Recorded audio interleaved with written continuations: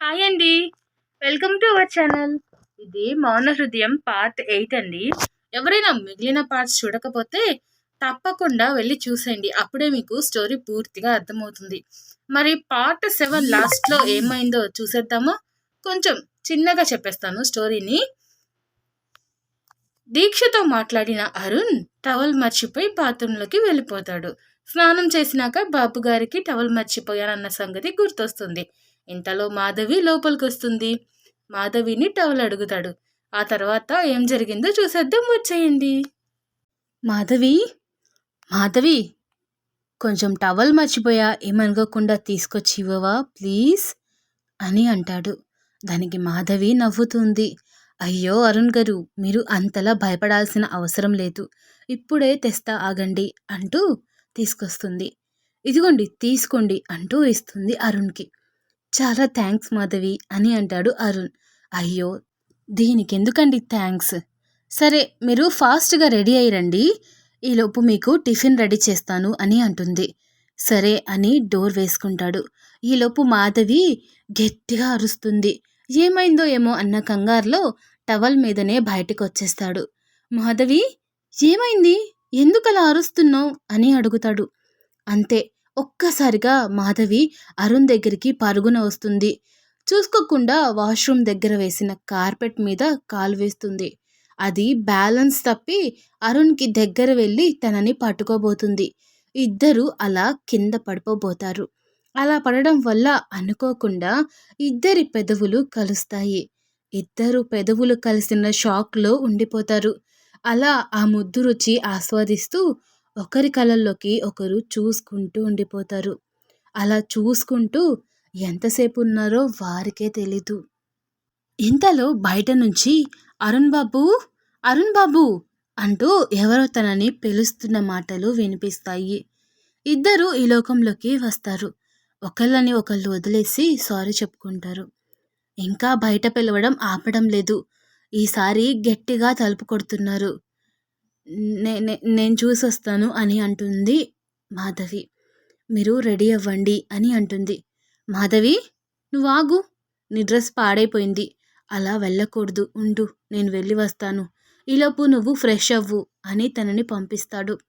తను కూడా సరే అని ఫ్రెష్ అవ్వడానికి వెళ్తుంది. అరుణ్ తలుపు తీసి, ఏంటి రంగయ్య ఇలా వచ్చావు అని అడుగుతాడు. అయ్యా, మీకోసం ఎవరో ఒక అమ్మాయి వచ్చింది బాబు, మిమ్మల్ని కలవాలి అని అంటుంది. ఓహో అలాగా, కూర్చోమను, నేను రెడీ అయి వస్తానని తనకి చెప్పు అని అంటాడు. పార్వతమ్మకి ఈలోపు తనకి టీ కానీ కాఫీ కానీ ఇవ్వమని చెప్పు అని అంటాడు. అటాగే బాబు అని తను వెళ్ళిపోతాడు.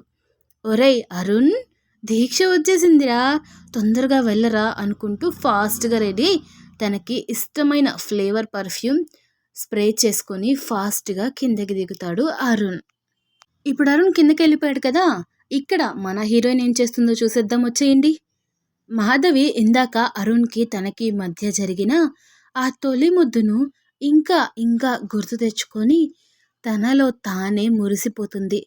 అరుణ్ గారు, మీరు నా పక్కన ఉంటే నన్ను నేను మర్చిపోతున్నాను. మీతో ప్రతిరోజు ప్రేమలో పడిపోతూ ఉన్నాను.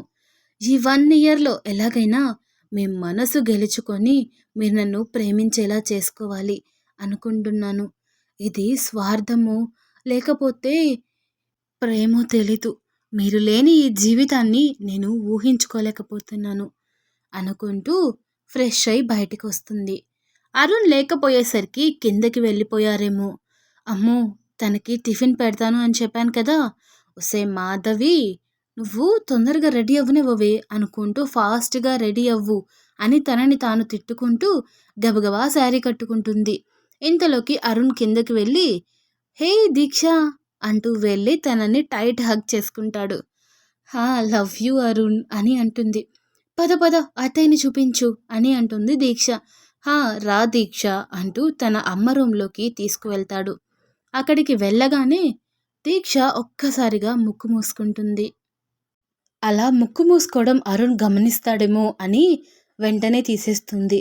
హాయ్ ఆంటీ, ఎలా ఉన్నారు అని అడుగుతుంది. కొంచెం ఫీవర్గా ఉందమ్మా, ఇప్పుడు బాగానే ఉంది, మాధవి ఉంది కదా, తనే నన్ను చూసుకుంటుంది అని చెప్తుంది అరుణ్ తల్లిగారు. ఓకే ఆంటీ, అరుణ్ మీకు బాలేదు అని చెప్పారు. అందుకే మిమ్మల్ని చూడడానికి వచ్చాను. జాగ్రత్త ఆంటీ, టైంకి మందులు వేసుకోండి.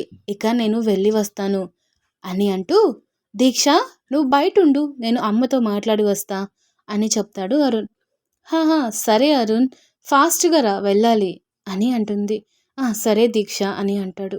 అమ్మా నువ్వు జాగ్రత్త, టైంకి తిని టాబ్లెట్స్ వేసుకో. ఏదైనా అవసరం ఉంటే నాకు కాల్ చేయండి. ఒక ఇంపార్టెంట్ వర్క్ మీద బయటికి వెళ్తున్నా, వచ్చేసరికి లేట్ అవుతుంది అని అంటాడు. అలాగే బాబు అని అంటుంది. ఇంకా ఆ అరుణ్ గదిలో నుంచి బయటకు వచ్చేస్తాడు. ఇంతలో దీక్ష ఎవరితోనో ఫోన్ మాట్లాడుతూ ఉంటుంది. వెళ్ళి వెనకే నుంచున్నాడు అరుణ్. అమ్మో, లోపలికి వెళ్ళగానే ఒకటే మందుల కంపు, నా వల్ల కాలేదు అని చెప్తుంది. అరుణ్కి కోపం వస్తుంది. గట్టిగా దీక్ష అని పిలుస్తాడు. భయంతో గుటకలు మింగుతూ, అది అది సారీ అరుణ్, నాకు మెడిసిన్ స్మెల్ పడదు. అయినా కానీ ఆంటీని చూడాలని అక్కడి నుండి ఇక్కడి దాకా వచ్చాను అని చెప్తుంది.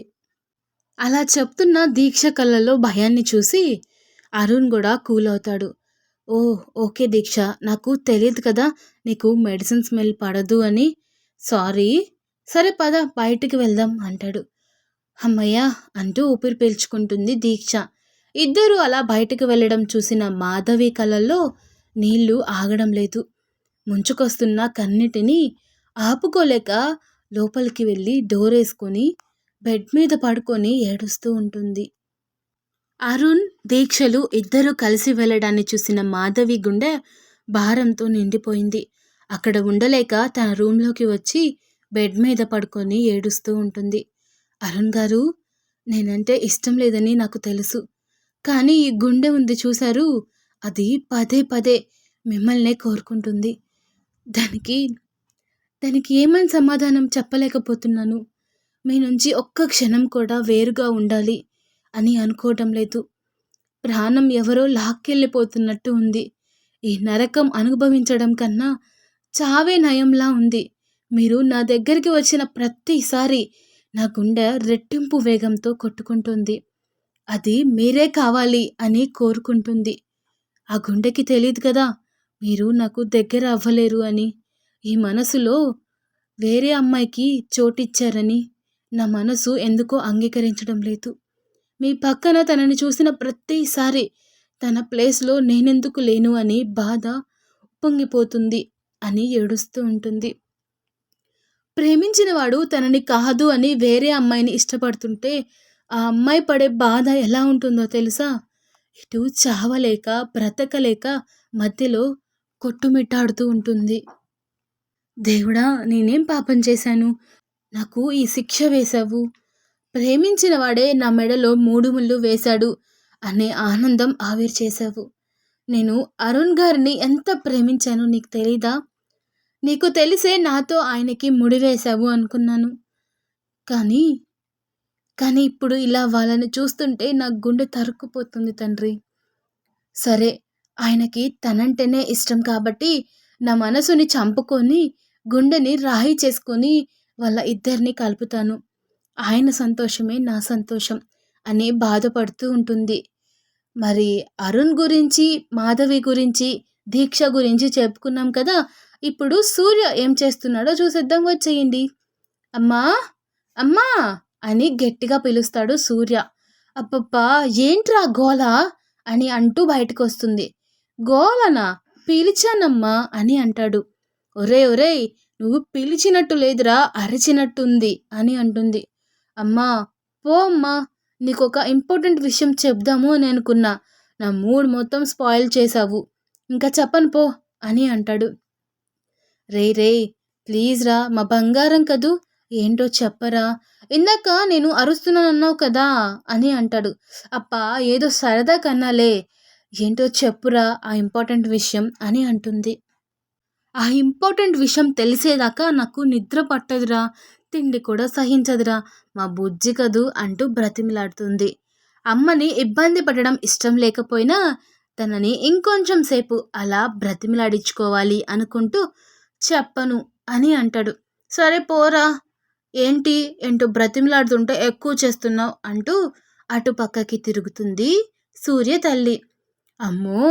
అమ్మ నిజంగానే హర్ట్ అయిందేమో అని అనుకొని, అమ్మా అమ్మా ప్లీజ్ ఇటు చూడమ్మా, మా మంచి అమ్మ కదూ, నా బంగారం కదా, ఇదిగో చెప్తున్నా విను అని అంటాడు.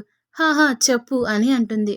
అది అది అది ఏంటి చెప్పరా అని అంటుంది. అది అని మళ్ళీ దీర్ఘం తీస్తాడు సూర్య. ఇంతలోకి వాళ్ళ అమ్మే, ఎవర్రా అమ్మాయి అని అడుగుతుంది. అమ్మా నీకెలా తెలుసు అని అంటాడు. ఏ విషయమైనా నా బిడ్డ నా దగ్గర నిర్మోహమాటం లేకుండా చెప్పే నా కొడుకు మాటలు ఇప్పుడు తడబడుతున్నాయంటే, ఒకటి తప్పైనా చేసి ఉండాలి, రెండోది ఎవరినైనా ప్రేమించైనా ఉండాలి. నా కొడుకు తప్పు చేయడు అని నాకు నమ్మకం ఉంది. అందుకే ఎవరిని ప్రేమించావు అని అర్థమైంది. ఇప్పుడు చెప్పు, ఎవరా అమ్మాయి అని అడుగుతుంది. మా మంచి అమ్మ, నన్ను ఎంత బాగా అర్థం చేసుకుంటున్నావో, లవ్ యూ మమ్మీ అని అంటున్నాడు సూర్య. చాలే నాయిస్ చేసింది, ఇంతకీ ఎవరా అమ్మాయి అని అడుగుతుంది. సూర్య ఫేస్ డల్ అయిపోతుంది. చెప్పు నాన్న, ఎవరు తను? ఎవరో తెలీదమ్మా, మార్నింగ్ సూపర్ మార్కెట్కి వెళ్ళాను కదా, అక్కడ చూశాను అని చెప్తాడు. తర్వాత అరుణ్ వాళ్ళ ఆఫీస్లో చూశాను, అప్పుడే తెలిసింది తను అరుణ్ ఫ్రెండ్ అంట, వాళ్ళ ఇంట్లోనే ఉంటుందంట, తనకి ఏదో ప్రాబ్లం అయ్యి అని చెప్తాడు.